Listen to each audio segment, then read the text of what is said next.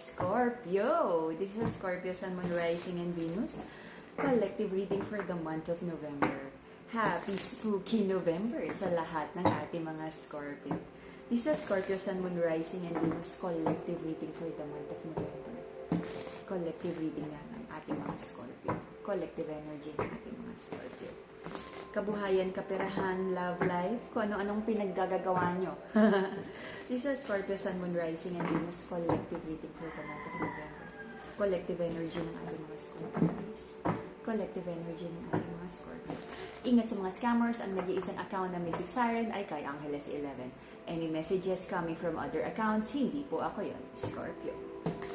Scorpio, Sun, Moon, Rising, and Venus. Collective reading for the month of November. Scorpio, Sun, Moon, Rising, and Venus. Collective reading for the month of November. Let's see, ano meron para sa ating mga Scorpio?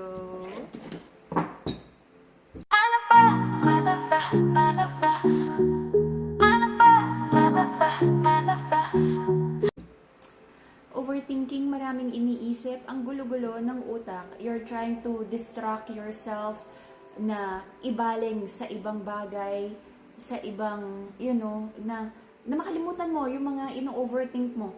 Okay?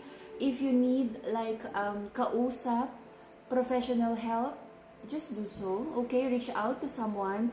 Kasi parang matagal na to na paulit-ulit na hindi mo alam saan papunta, anong gagawin. May energy ang ating mga Scorpio na parang napaka-strong and independent regardless of the gender. But sometimes, you have to reach out. You have to accept na minsan, kailangan natin ng tulong at hindi mo kaya lahat. Okay? Nagkaroon ka ng maling desisyon at iniisip mo kung paano to itatama, iko-correct. Okay?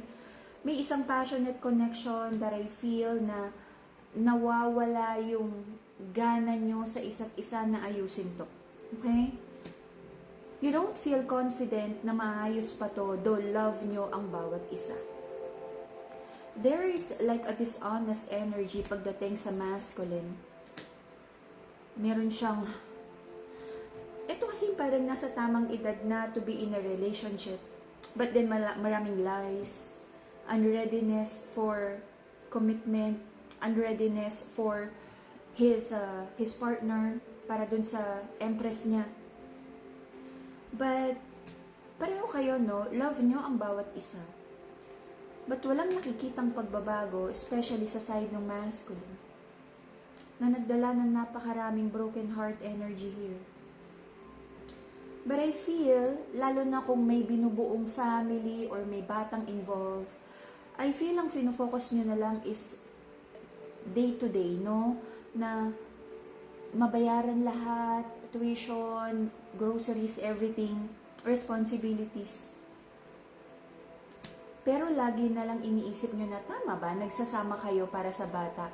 Tama ba na kinikip nyo yung relationship na to just because alam ng sambayanan na engage kayo, kasal, or nagsasama? May nakikita pa rin ako ditong reconnection, reconciliation. But this time, it could be better. Potential ha, hindi ko ginagaranti, it could be better. I feel para sa inyong dalawa, masculine and feminine, you're both hoping that this time na bibigyan nyo pa ng another chance ang relationship na to ay mas okay na. For most of you, kung may parating na bata or may anak na, okay, swerte kung wala pa ha. Because it feels like hindi kayo handa sa ganitong klaseng responsibilidad na magkaroon ng bata or anak for now. And for most of you na may anak na o may paparating, may energy of, ang pangit sabihin napipilitan, but you really have to because responsibilidad to. Pero kasi 'di ba kung mapaplano lang talaga, nakakaawa din yung bata na hindi ka ready. And meron ka mga inaayos sa sarili mo. At meron kayong inaayos sa relationship. Tapos, nandyan yung bata darating. Kung baga sa walang stable home life na dadatnan yung bata because both of you are not ready. Or yung isa ay hindi ready. nag-aaway, hindi magkasundo, or yung finances, hindi pa naman steady. So, maaaring madamay, of course, sa hindi magandang energy ang bata na to. Okay? For mental clarity and stronger connection with your intuition, the purple crystal, amethyst. For harmony, healing of emotions, to balance your emotions, Madagascar rose quartz, the pink crystal. Okay? Nagka-cleanse, nagcha-charge pa ako ng crystal. Okay? So, lahat ng crystals natin, authentic, blessed and cleansed by the enlightened light. Okay. Maraming trust issues ang relationship na to. Betrayal, sinubukan namang ayusin, sinubukang itama ang mga pagkakamali. Okay? But I feel the feminine in this connection, the official partner, sabi niya, gagawin niya yung best niya para maging mas maayos ang energy ng pagsasama na to. Lalo na kung may batang involved.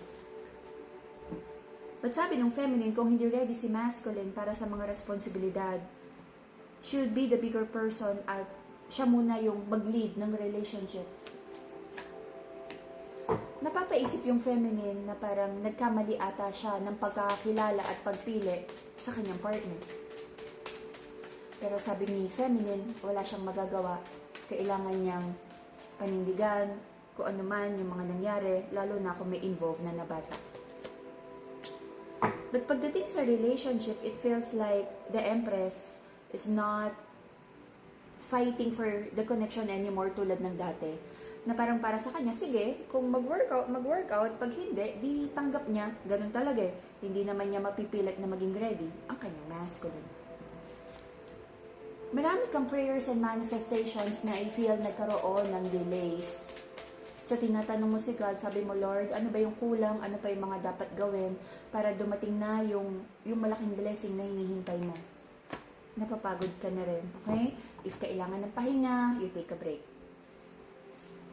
Right now, para sa ating mga Scorpio, it feels like nagkakaroon ng challenges pagdating sa luck. Kaperahan, kabuhayan, mga koleksyon, mga kontrata na gusto mong ma-approve, mapirmahan. Okay. Komisyon, ko ano man to. Pero pinagdadasal mo na sana dumating na kung ano man tong mga approval at kabuhayan, kaperahan, or good news na gusto mong makuha. Your person, I feel your person may tendency na parang may anger issues. Gusto kanyang kausapin. But I feel the feminine is already trying to distance herself. Napapagod na rin ang feminine. May pagka-gaslighter ang masculine here.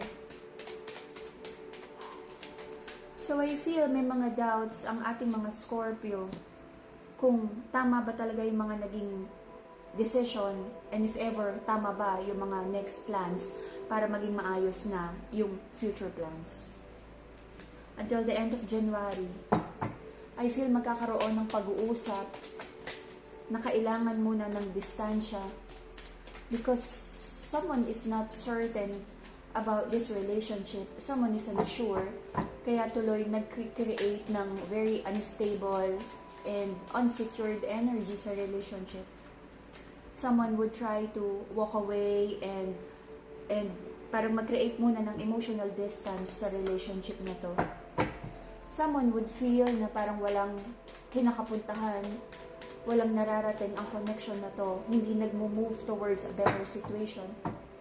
Pero wala naman akong nakikitang permanent breakup or block communication here. Maaaring may mga pag-usapan pa kayo kung ano man, closure man yan o mga responsibilidad. Maaaring magpatuloy ang toxicity sa relationship na to. Someone is not ready to commit. Someone is not ready for a traditional relationship. Maaaring gusto pang maglaro sa pag-ibig or talagang hindi pa ready financially. Nagpapakiramdaman sa relationship na to kung sino ba talaga ang may mali, kung sino mag-a-adjust. Maraming chismis sa relasyon na to because someone is not being honest. Kung ano man yung dishonesty ng isang person or both, I feel may malaking chismis dito and this is like an open secret. Okay? So let's see kung ano yung mga maaari pang mangyari sa ating bonus reading. But for now, medyo marami pang kailangang itama. Straightening up, making the best. Wala namang mababago sa next chapter kung wala kayong aayusin or kung wala kayong different decision or different approach right now. If you're carrying the same old baggages, if you're carrying the same old demons, the same old negative energy and toxicity, then don't expect na magkaroon ng magandang outcome ang relationship na to. Someone would breadcrumb the other person. Someone would give like a little offer, enough for the other person na umasa na may pag-asa. But not enough for the other person to feel secured na okay na talaga ang relationship na to at committed na for a real transformation, na talagang ready na for this relationship. Someone would, because of like disappointment na hindi naman ready yung isang person to commit, hindi ready na mag-invest 100% sa relationship. So I feel both of you, no? Focus mo na sa pera, kabuhayan.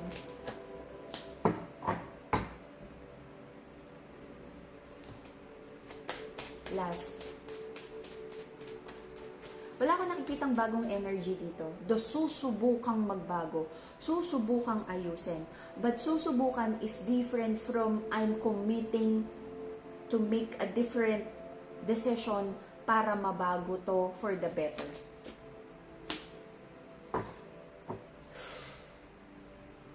May parang confident itong masculine na to na sinasabihan siya na kumbaga, bro, pare, ayusin mo yung buhay mo, blah blah blah. But this person is not ready to change. But ang importante, may isang like a good influence sa masculine na to. Okidoki? For now, wala akong masyadong makitang good news. For some of you, etong feminine na to, because of nadi-disappoint na rin siya sa masculine, parang meron siyang iniisip na it's either regret, na meron siyang tinalikuran na isang love for this masculine, tapos nasasaktan siya, parang nagkamali siya ng pagpili. For some of you, may energy din dito na parang the feminine, parang may nag-o-offer sa feminine na if talagang sinasaktan ka ni masculine, there is like mas healthy and mas ready na masculine na tatanggap sa feminine na to para tulungan si feminine, si Empress, na ayusin ang kanyang buhay and to love her correctly. Okay? Feminine, choose wisely. Alam naman natin na most of the time kapag nasa ligawan and honeymoon phase, lahat talaga ay hayahay, masaya, no?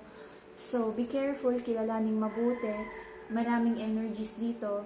But, ang nakikita ko lang na, kumbaga, collective guidance here ay most of you magfo-focus muna sa kaperahan, kabuhayan, and finding the wisdom, ano ba talaga yung dapat gawin na decision here. For now, I feel steady lang. May mga bagay na hindi relasyon at connection na hindi madaling bitiwan because of responsibilities or maaring bata or kasal or nagli-live-in together or pwedeng magkasama sa negosyo. Okay? But, isang solid decision dito na tama is focus sa negosyo. Okay? This is mostly love. Kaya mag-ingat sa mga next decision about love because I feel, alam naman natin na kapag hindi maayos ang personal relationship, love connection, malaking bagay na nakaka-apekto to sa ating kabuhayan dun sa mga pinupurso natin na dreams. Okay? To ground your energies, Madagascar Black Tourmaline. Okay? For abundance, Brazilian Citrine. Meron din tayong Eagle Eye for grounding and protection. Okay? I'm just charging my crystals. Nagka-cleanse kasi ako. Alrighty? PM me for your personal reading. Happy Halloween sa lahat ng mga Scorpio. Happy birthday.